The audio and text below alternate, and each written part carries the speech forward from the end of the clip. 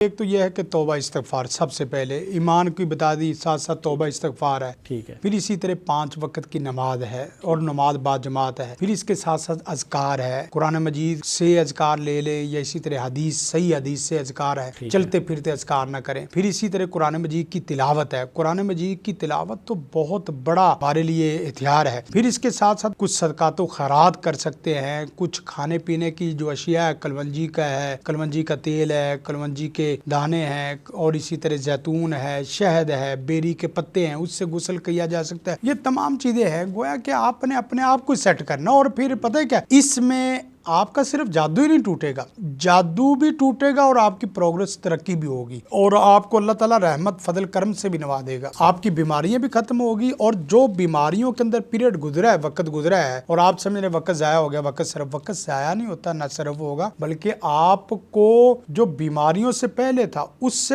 کئی گنا زیادہ معاملات، آپ کو صحت بھی اچھی ملے گی، آپ کو ترقی بھی اچھی ملے گی، آپ کو سکون بھی اچھا ملے گا، آپ کا گزر بسر بھی اچھا ہوگا۔ یہ تجربہ کر کے دیکھ لینا، جب آپ اس پیٹرن سے چلیں گے تو اللہ کی رحمت ہوگی، اور جب طبیعت دھاگا چھلا کڑا اونٹ کی ہڈی قبرستان اس طرح غیر شرعی انتر منتر غیر مسنون غیر صحیح غیر شرعی وظیفے غیر صحیح حرکتیں یہ کریں گے تو آپ کی پہلے زندگی تو عذاب تھی اب آپ کی زندگی جہنم بن جائے گی، آپ اس میں پھنسے رہیں گے۔